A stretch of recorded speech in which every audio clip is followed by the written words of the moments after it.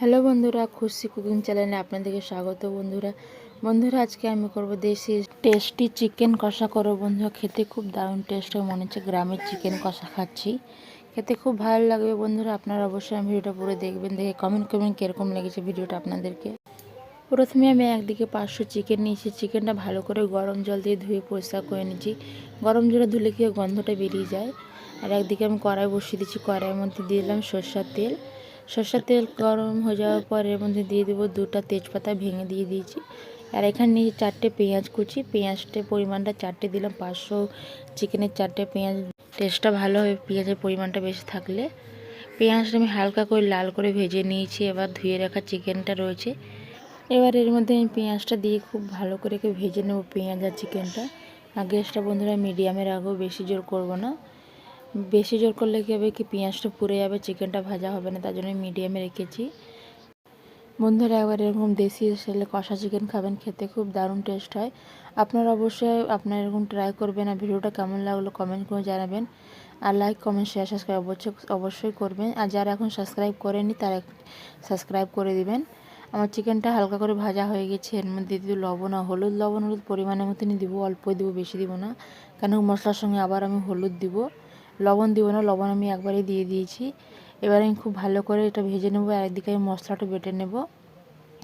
মশলার মধ্যে আমি 3টে নিয়েছি রসুনটা আমি খোসা ছাড়াইনি, কেন কি এখনটা রসুন কাঁচা পাওয়া যাচ্ছে, কারণ খোসা না ছাড়ালেও চলবে।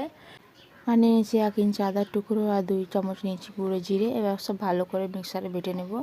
আমি মিক্সারে বেটে নিয়েছি, বেশি পাতলা করিনি, মোটা মোটা বেটেছি। মোটা বাটলে কী হয়, খুব সুন্দর করে একটা গ্রামের মতন টেস্ট আসে। এবার খুব ভালো করে আমার ভাজা হয়ে গেছে। দেখুন বন্ধুরা, চিকেন আর পেঁয়াজ খুব ভালো করে লাল হয়েছে। বেটে রাখা মশলাগুলো এবার এর মধ্যে দিয়ে দিব। আর মিক্সারে যে জল রয়েছে মধ্যে জল ঢেলে ভালো করে ধুয়ে দিয়ে দিব। আর দিয়ে দেবো কাঁচা লঙ্কা কুচি। অনেকটাই ঝাল করছে, তার জন্য কাঁচা লঙ্কার পরিমাণটা বেশি দিলাম। আমি গুঁড়ো লঙ্কা এখানে ব্যবহার করব না, গুঁড়ো লঙ্কা আমি দিব না। হালকা হলুদ দিয়ে দিলাম। লবণ দিব না, কেন কি লবণ আগে থেকে আমি দিয়েছিলাম, আপনাদের বললাম কি আমি লবণ দিয়ে দিয়েছি। যদি আপনার দরকার পড়ে তাহলে লবণ দিতে পারেন। এবার খুব ভালো করে নাড়াচাড়া করে ঢাকা দিয়ে দেবো। 2-3 মিনিটের মতন ঢাকা দিয়ে ভালো করে লঙ্কা মশলাগুলো সব গলে যাবে, পেকে যাবে খুব সুন্দর করে।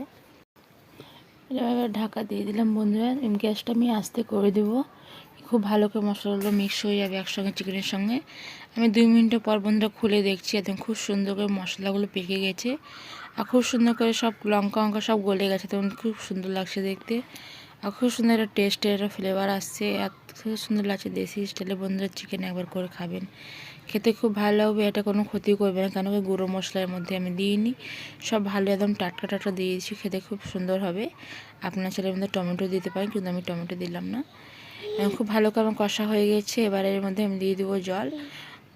জলের পরিমাণটা আমি অল্প দিব, কেন কি আমি এটা কষা চিকেন করছি। আপনারা চাইলে এরকম করে কষা খেতে পারেন, কিন্তু মাখা কষা করব, তার জন্য হালকা করে জল দেবো, বেশি জল দেব না। আমি 1 কাপের মতন জল নিয়েছি বন্ধুরা। এবার ভালো করে নাড়াচাড়া করে দেবো। আর ঢাকা দিব না। এর উপরে গরম মশলা আপনার ছড়িয়ে দিতে পারেন, আমি নামাবার সময় ছড়াবো। আর খুব সুন্দর করে আমার চিকেন হয়ে গেছে বন্ধুরা। আপনাদেরকে আমার ভিডিও কেমন লাগলো অবশ্যই কমেন্ট করে জানাবেন। আর আমার ভিডিওটা লাইক কমেন্ট শেয়ার সাবস্ক্রাইব অবশ্যই করবেন। না যারা সাবস্ক্রাইব করেনি আমার চ্যানেলকে অবশ্যই সাবস্ক্রাইব করে দেবেন। এবং খুব সুন্দর করে আমার চিকেন হয়ে গিয়েছে। এবার আমি একে নামিয়ে নিব। এটা আপনার গরম ভাত আর রুটি পরোটার সঙ্গে যে কিছুর সঙ্গে খাবেন, খেতে খুব সুন্দর লাগে। আপনারা এমনিও খেতে পারেন, এমনি খুব সুন্দর টেস্ট আসবে। আর বন্ধুরা এরপর দিয়ে দিলাম গরম মশলা, ছড়িয়ে দিলাম। বন্ধুরা আপনাদের অনেক ধন্যবাদ কি আপনার টাইম বের করে আমার ভিডিওটা দেখেন। আপনাদেরকে অনেক ধন্যবাদ বন্ধুরা।